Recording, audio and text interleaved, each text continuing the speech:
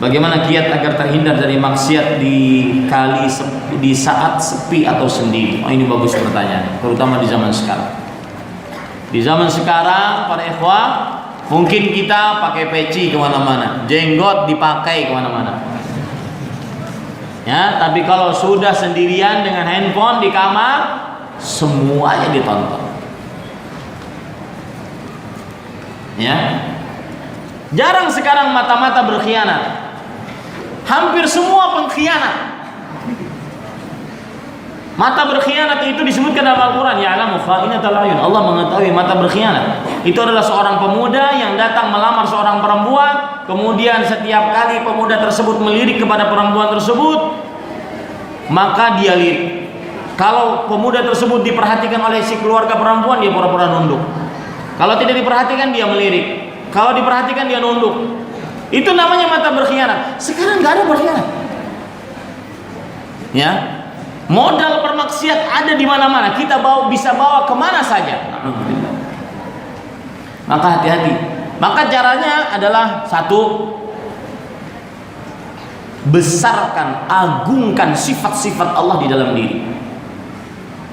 Seperti innallaha sami'un basir. Allah Maha mendengar, Maha melihat.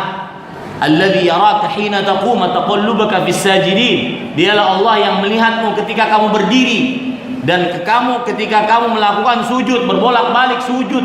Dia melihat kita.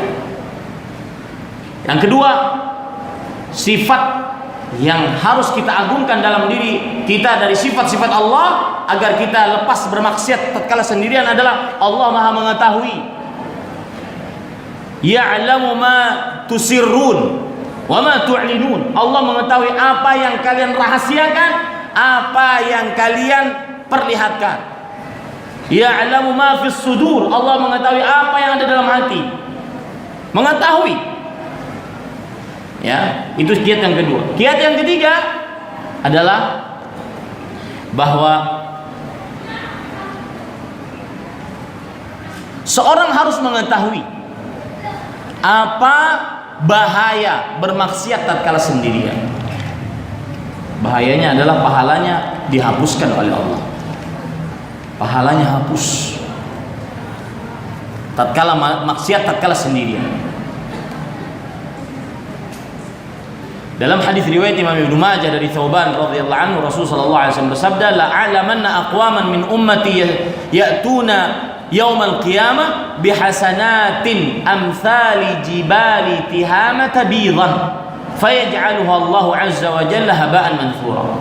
Yang artinya, sungguh aku akan beritahukan orang-orang dari umatku yang datang pada hari kiamat dengan bergunung-gunung pahala seperti gunung Tihama. Kenapa disebutkan gunung Tihama? Karena orang Arab kenalnya gunung Tihama, gunung yang besar-besar, banyak dan menjulang tinggi. Seperti itu nanti orang bawa pahala di hari kiamat. Tetapi Allah jadikan pahala-pahala bergunung-gunung tersebut seperti dosa-dosa, seperti debu-debu yang berterbangan. Thauban langsung mengejar, ya Rasulullah, sifhum lana jallihim alaina alla nakuna minhum wa nahnu la na'lam. Wahai Rasulullah, sifati kami, sifati mereka untuk kami, terangkan kepada kami tentang mereka agar kami tidak seperti mereka dalam keadaan kami tidak menyadarinya. Maka kata Rasulullah SAW, hum ikhwanikum, mereka adalah saudara seiman kalian. Wa min bani jildatikum, dan saudara sebangsa kalian, artinya sama-sama manusia. Ya'khuduna minal lail kama ta'khudun, mereka bangun malam sebagaimana kalian bangun malam, artinya mereka ahli salat malam. Walakinnahum idza khalau bimaharimillah intahaku, tetapi jika mereka sendirian dengan hal-hal yang merupakan hukum-hukum Allah, di mereka langgar hal-hal tersebut, mereka libas larangan-larangan tersebut. Para ulama menjelaskan kenapa orang yang bermaksiat tatkala sendirian mereka terhapus pahalanya. Dua sebabnya. Yang pertama, mereka menganggap Allah tidak melihat, padahal Allah Sami' Basir. Yang kedua, mereka meremehkan penglihatan Allah. Makanya ada perkataan ulama salaf, la taj'alillah ahwanan nadhirina ilaih. Jangan pernah jadikan Allah zat yang paling hina, paling remeh, paling ringan melihatmu. lebih takut dilihat oleh manusia dibandingkan dilihat oleh Allah. Yastakhfuna minan nas wa la yastakhfuna minallah wa huwa ma'ahum idh yubayyituna ma la yarda minal qaul. Mereka lebih takut kepada manusia dibandingkan takut kepada Allah, padahal Allah bersama mereka ketika mereka tidur, sedangkan manusia tidak bersama mereka. Maka hati-hati para ikhwah, hati-hati amalan terhapus dengan maksiat tatkala sendiri. Dan jenggot tidak menjamin, terutama yang berkaitan dengan godaan wanita. Jenggot Anda tidak menjamin, peci Anda tidak menjamin. Yang menjamin Anda adalah takutnya Anda kepada Allah Subhanahu wa taala. Ini para ikhwan yang dirahmati oleh Allah Subhanahu wa taala. Ada perkataan menarik dari sahabat karib saya, Al-Ustaz Al-Fadhil Abu Abdul Muhsin Firanda Andiri hafizahullah. Lelaki itu sangat tidak tahan dengan syahwat wanita. Apa saja yang dilihat oleh lelaki dari wanita, apapun itu dari wanita, pasti melemahkan syahwatnya atau menggugah syahwatnya, maksud saya. Contoh misalkan kukunya dilihat, itu pasti tersyahwat.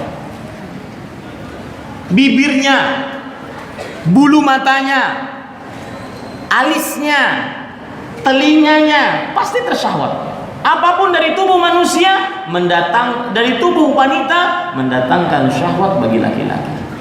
Dan itulah yang disebut dengan oleh Allah Subhanahu wa taala dalam Al-Qur'an, wa khuliqal insanu dha'ifa. Manusia diciptakan dalam keadaan lemah. Kata Sufyan Ats-Tsauri rahimahullah, Imamul Muhadditsin, manusia dalam keadaan lemah yaitu tamurul mar'atu baina yaday rijal fala yastati'una illa an yanzuru ilaiha. Seorang perempuan melewati laki-laki, maka dia tidak sanggup kecuali harus melihat perempuan tersebut. Padahal cuma bisa dilihat, tidak bisa dinikmati. Itu lemahnya perempuan, lemahnya seorang laki-laki dan perempuan.